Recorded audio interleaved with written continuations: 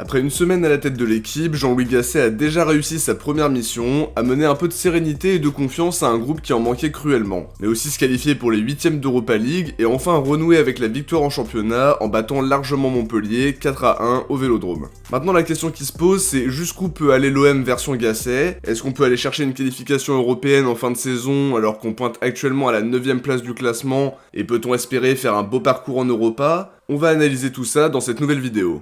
De votre côté, croyez-vous à une qualification européenne en fin de saison? Pensez-vous qu'on peut finir la saison en boulet de canon et terminer dans les 4 premiers? Ou alors est-ce que vous êtes mitigé par rapport au retard accumulé? J'attends vos avis en commentaire.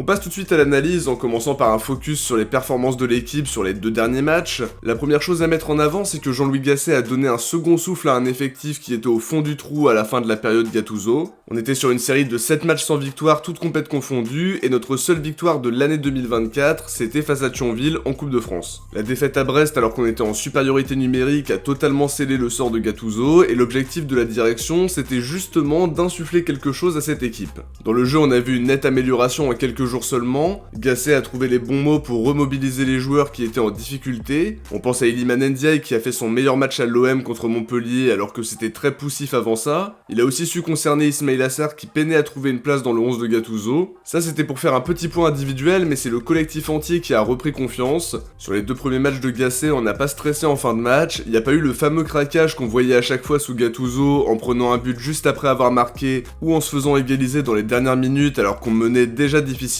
Ça illustre bien le fait que le gros chantier de Gasset était surtout dans l'aspect mental. C'est un meneur d'hommes et comme l'expliquaient plusieurs de ses anciens joueurs, son management passe beaucoup par le dialogue et je pense que beaucoup de joueurs avaient besoin de ça pour donner leur plein potentiel. On l'a souvent dit, c'est une équipe qui a de la qualité, on a fait un mercato qui a été plutôt cohérent dans l'ensemble même s'il y a quelques ratés et ça c'est normal, dans tous les clubs il y en a. Mais il y avait aussi des joueurs qui n'étaient pas forcément bien managés, qui jouaient pas forcément à leur meilleur poste et qui en plus n'avaient pas la confiance nécessaire. Aujourd'hui les joueurs sont plus impliqués, ils ne jouent plus avec la peur au ventre et ça donne 2 victoires importantes. L'animation offensive est meilleure, on est aussi plus serein derrière même si on n'a pas fait de clean sheet sur les derniers matchs. En dehors de ça, il y a aussi le retour du tandem Kondogbia-Verretou qui fait beaucoup de bien et plus généralement le retour au système en 3-4-1-2 qui a porté ses fruits. C'est le système le plus adapté aux qualités de nos joueurs et en les mettant dans les bonnes dispositions, ça donne un contenu bien meilleur que quand Gattuso s'entêtait avec son 4-3-3. Ce qui est intéressant à relever aussi, c'est qu'on a souvent connu des débuts de match compliqués depuis l'arrivée de Gasset, les 20 premières minutes face au Shakhtar et les 30 premières contre Montpellier, mais derrière l'équipe réagit très bien en prenant le contrôle du match et en étant finalement assez peu mis en danger. Ça illustre bien l'amélioration qu'il y a eu dans l'aspect mental et je pense qu'avec un effectif comme le nôtre c'était nécessaire. On a des joueurs de qualité mais il fallait quelqu'un pour dialoguer avec eux, leur redonner confiance pour repartir sur une bonne lancée. Gasset leur témoigne une forte confiance et derrière les joueurs ont envie de lui rendre ça. Alors bien sûr le chemin est encore long et on peut pas s'estimer guéri après 2 matchs seulement, mais Gasset a réussi à amener de la sérénité et de l'espoir. C'est déjà très positif, mais il faudra continuer sur cette voie en prenant le maximum de points d'ici la fin de saison. Mais c'est important de mettre en avant le fait que Gasset a réussi sa première mission, le fameux effet du changement d'entraîneur s'est bien produit,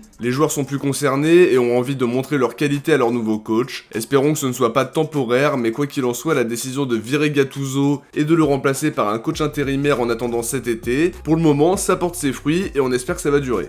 Alors maintenant, à quoi peut-on s'attendre d'ici la fin de la saison? Est-ce qu'on peut aller chercher une place européenne ou est-ce que ça s'annonce compliqué de rattraper le retard accumulé? L'important à rappeler, c'est qu'il ne reste plus que 11 journées étant donné qu'on est passé à 18 clubs. À l'heure actuelle, on est 9ème à 3 points de la 6ème place qui est actuellement occupée par Lens. Entre Lens et nous, il y a Rennes avec 2 points d'avance et Reims avec un petit point d'avance. La victoire face à Montpellier nous a permis de revenir à 6 points de la 4ème place, synonyme de tour préliminaire de Ligue des Champions. Brest et Monaco ont un peu plus d'avance, mais on se rend compte que tout est encore possible pour cette fin de saison. Nice et Lille sont sur une dynamique très mitigée, Monaco aussi. Le souci c'est que Rennes est en pleine confiance, Brest accumule les points et on leur a même offert une victoire la dernière fois, et Lens s'en sort plutôt bien aussi. Évidemment, si on enchaîne les bons résultats, on peut espérer remonter au classement, mais à côté, faudra aussi espérer des faux pas de nos concurrents, donc ça ne dépend pas que de nous. Pour autant, sur les matchs qu'il nous reste à jouer, on va jouer Nice, Lens, Lille et Reims. C'est des matchs qu'il faudra être capable de remporter pour espérer prendre l'une des 4 premières places, puisque c'est des équipes qui sont proches de nous au classement. Un bon résultat face à Paris au Vélodrome pourrait aussi nous mettre très bien, je pense notamment au score du nul qui serait plutôt intéressant pour nous. À côté de ça, il y a des matchs plus abordables contre Lorient, Le Havre, Clermont, Toulouse et Nantes,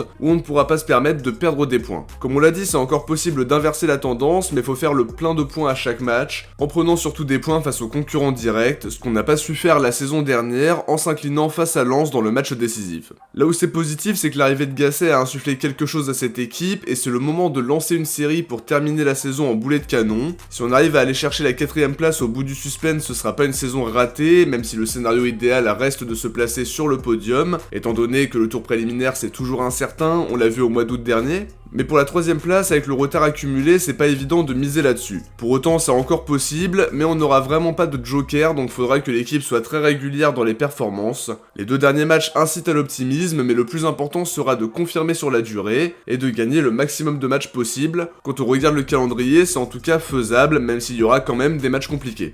En Europa League maintenant, la qualif en 8ème de finale est déjà une excellente nouvelle, c'est globalement mérité parce que l'équipe a souvent été à la hauteur dans cette compétition, alors qu'en championnat c'était plus compliqué. On a fait une très belle phase de groupe, même si c'était pas évident parce qu'on change d'entraîneur juste avant le match face à l'Ajax. On a fait le boulot face à l'AEK, on a posé de gros problèmes à l'Ajax, même s'il n'était pas dans une forme incroyable, bien au contraire. Le match aller face à Brighton était intéressant, et finalement les seules vraies ombres au tableau, c'est le nul face au Shakhtar à l'aller, alors qu'on pouvait s'imposer et se rendre plus facile le match retour, mais quoi qu'il arrive, on est qualifié, donc tout va bien. Et l'autre légère déception, c'est la défaite à Brighton en fin de match, alors qu'on pouvait s'éviter un barrage, mais comme on l'a dit, on s'est qualifié en 8ème, donc c'est le principal. Cette double confrontation face à Villarreal semble être plutôt abordable quand on compare au tirage qu'on aurait pu avoir, mais je m'attends à un match compliqué face à une équipe qui a de l'expérience européenne, des joueurs de qualité et qui voudra sortir un gros match pour contraster avec leurs difficultés en championnat. Après, je considère que c'est un match assez ouvert et qu'on a clairement nos chances de passer en quart. Par la suite, ça dépendra du tirage au sort surtout. Il y a quand même du beau monde avec Leverkusen, Liverpool, Milan, West Ham, la Roma, le Sporting, les Rangers et même Benfica. Ça s'annonce pas simple pour la suite, mais sur une double confrontation, tout peut se passer et on pourra compter sur l'appui du Vélodrome pour créer un exploit. C'est important de bien figurer, on aura sûrement plus de certitude dans le jeu au moment de jouer l'écart si on s'y qualifie bien sûr. En face, il y a du lourd, mais ça annonce aussi de grosses affiches potentiellement. À voir si l'équipe saura se sublimer dans des confrontations de ce genre, mais il faudra déjà passer Villarreal dans une double confrontation que j'imagine ouverte, mais qui ne sera pas simple pour autant, ça c'est sûr.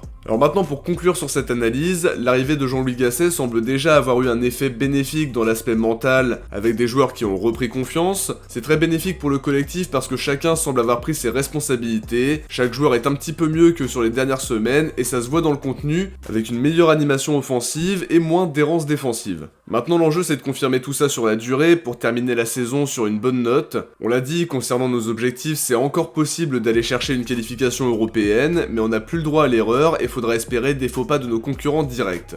La qualification en Europa League est envisageable, celle pour les barrages de la LDC l'est également, la 3ème et la 2ème place potentiellement aussi, mais ce sera plus compliqué. L'important ce sera d'être très régulier sur les matchs qu'il nous reste parce qu'on a grillé pas mal de jokers. Concernant le parcours européen, on n'aurait pas prédit qu'on passerait en 8ème de finale au moment de la crise du mois de septembre, même si notre groupe était finalement assez ouvert. C'est déjà un gros point positif dans cette saison compliquée parce qu'on a connu qu'une défaite face au Brighton, on a sorti le Shakhtar qui n'est pas le meilleur Shakhtar des dernières années bien évidemment, mais fallait quand même les sortir, et on a maintenant un gros choc face à Villarreal pour une place en quart de finale. Si on s'y qualifie, ce sera déjà une très belle performance, mais quoi qu'il en soit, si on termine 4ème en fin de saison et au moins quart de finaliste en Europa League, on pourra remercier Jean-Louis Gasset et considérer qu'il nous a clairement sauvé la mise. C'est tout ce qu'on va se souhaiter, mais en tout cas son arrivée aura quoi qu'il en soit eu un effet, c'est de nous apporter un petit peu d'optimisme dans une saison où on n'y croyait plus du tout. De notre côté, on arrive à la fin de cette analyse, j'espère que ça vous a plu, si c'est le cas, n'oubliez pas de laisser un like avant de partir pour soutenir la chaîne et permettre à la vidéo d'être mieux référencée. N'hésitez pas aussi à vous abonner en activant la cloche pour ne rien louper des prochaines vidéos. Si vous avez regardé cette analyse jusqu'au bout, écrivez Europe en commentaire. Ciao, portez-vous bien et surtout allez l'OM.